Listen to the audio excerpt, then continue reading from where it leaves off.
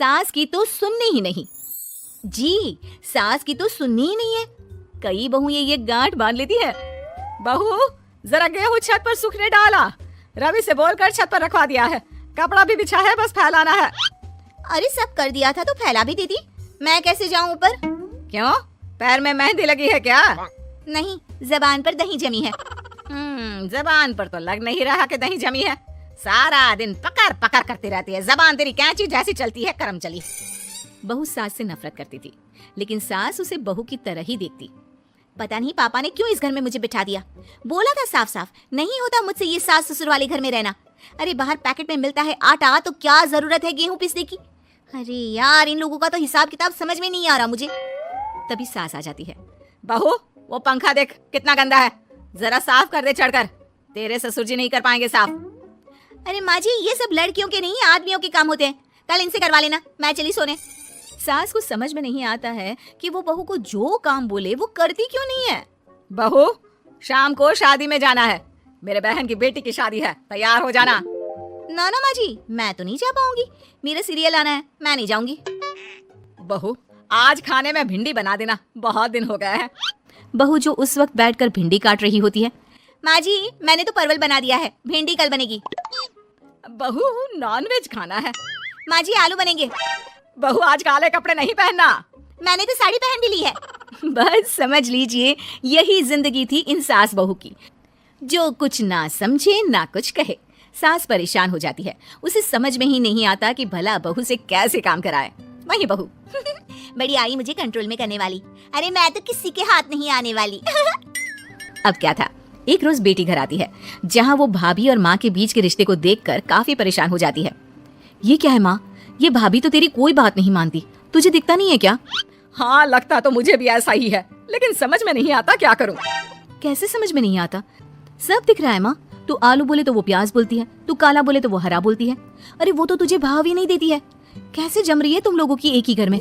रहने दे बेटा, तेरी माँ को ना समझ ही रहने दे। कहीं उस बहू की चालाकी ये समझ जाएगी तो दिक्कत आ जाएगी, फिर घर पर क्लेश झगड़ा। तो क्या पिताजी माँ को ऐसे ही काम करता देखूं? सारा दिन लगी रहती है। वो तो सिर्फ वही करती है जो उसकी मर्जी होती है। उन्होंने तो जैसे सोच रखा है कि माँ की बात माननी ही नहीं है। अब ऐसा भी नहीं है बेटा, पर पता नहीं क्यों तेरी बात सही लगती है। अच्छा, ऐसा नहीं लगता है ना तुझे? तो एक काम कर, आवाज दे भाभी को और बोल कि ठंडा पानी लेकर आए तेरे लिए। लो, ये भी कोई बात होती है? अभी बोल देती हूँ, इसमें तो कोई इनकार वाली बात होगी ही नहीं। सास बहू को आवाज देती है। अरे बहू, जरा एक गिलास ठंडा पानी लेकर आना। बहू पानी लेकर तो आती है, लेकिन खोलता हुआ। माँ जी, ठंडा पानी तो है नहीं, पानी के नाम पर बस यही है घर पर, पी लीजिए। ये बोलकर बहू वहां से चली जाती है। देख लिया माँ, मैं ना कहती थी। अब और देख, अब तू भाभी को बोल कि आंगन की लाइट जो बंद है उसे जला दे, क्योंकि बाहर अंधेरा हो रहा है, शाम का वक्त है। इसमें तो वो मना नहीं करेगी, क्योंकि ये तो सच ही है, बाहर तो अंधेरा हो ही रहा है। रुक बहू, ओ बहू, जरा आंगन की लाइट तो जला दे। रवि के आने का वक्त हो रहा है और बाहर अंधेरा है। बहू अंदर से ही बोल पड़ती है। अरे सासू माँ, कैसी बात कर रही हैं? उनकी कार की लाइट होती है ना, वैसे भी बिजली का बिल बहुत आता है, मुश्किल होता है।